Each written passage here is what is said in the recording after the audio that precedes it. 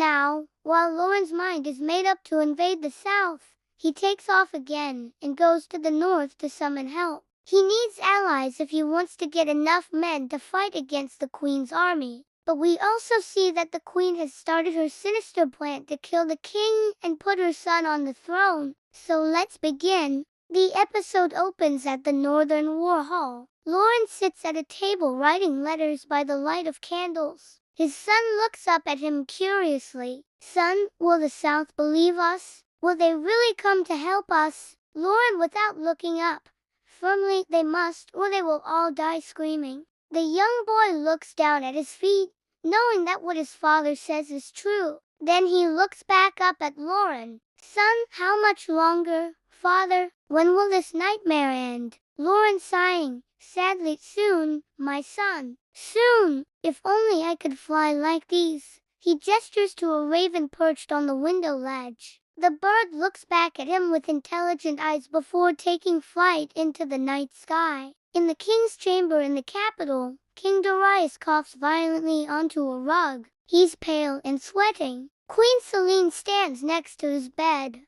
watching him with a cold expression. She turns away for a moment to pour him a goblet of water, which she then holds under his nose. Darius weakly, What have you done?" Selene flatly, "Nothing yet." "This." She brings the goblet to her lips and drinks deeply, then turns back to the bed and wipes her lips with a cruel smile. Darius, gasping, "You poisoned me." Selene, "Only if you want it that way, my love. But there's no need. You were going to die anyway, soon. Why prolong your suffering? Take this and drink." She hands him the goblet, but he just pushes it away from him. "Darius, you bitch. How dare you think you can murder me and steal the throne for your precious Adrian?" Selene, sharpening her voice, "Murder you? Who? Me? I merely offered you a choice. But if you won't take it, then so be it." She moves closer to him, leaning down. "You leave me no choice." "Darius, leave you no choice? What do you mean?"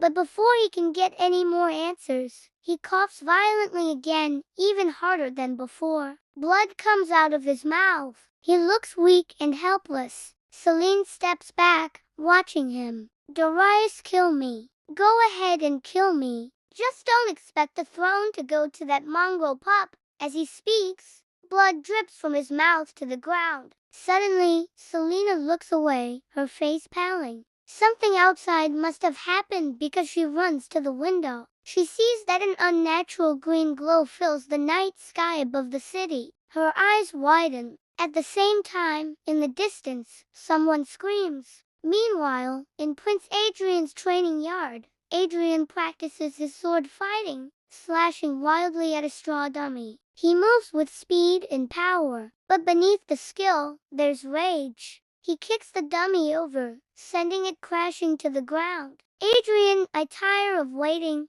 Mother, give me the throne now." A shadow falls across the training yard. Selene appears behind Adrian, watching him. Selene, sharp, "What was that, Adrian? Did you just threaten your father?" "Adrian, he's too weak to rule. I saw that tonight. Everyone saw it. Hand me the crown, mother, so I can take my rightful place." Selene, "Patience, my son. Tomorrow, you will have not just a crown, but a kingdom ready to kneel." She walks past him and leaves the training yard. Adrian watches her go, clenching his fists. Meanwhile, in the far lands, Elena's fleet battles the raging storm. The sea is a furious beast, tossing their ships about like toys. Waves crash over the warriors. Some cry out in pain or fear. Others struggle to hold on. But Elena stands firm on the deck of her ship, holding on tight to the mast. Her face is determined, her eyes blazing. She shouts over the wind,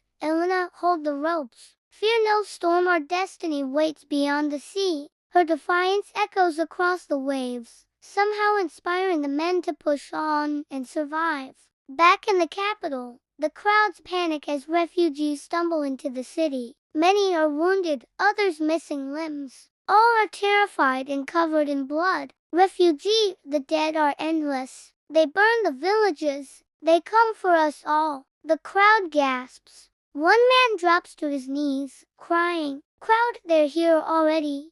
The people look around in fear. A bell tolls in the distance, then another and another. The city descends into chaos as people run through the streets, screaming. Then, in the throne room, Selena places a crown on Adrian's head. It's nighttime, but there's a torch nearby, casting long, flickering shadows on the wall. Only a few people witness the ceremony, but all are silent. None dare speak out of turn. Selene, rise, my son. Rise as King Adrian, the future of this realm. Adrian smiles, a cruel, knowing smile. He reaches out, touching the crown. Adrian, the future, belongs to me. The camera pans out, moving away from the throne room. We see Lauren flying over the city, heading toward the palace. But he's not alone. There are hundreds of other riders with him, possibly even thousands. And behind them, on the ground, people flee in terror. And that's the end of episode 12. Now, before we go, please don't forget to subscribe if you haven't already. If you've enjoyed this video, give it a thumbs up. Also, keep watching to find out what happens next in the story of Elena of Avalor. See you next time.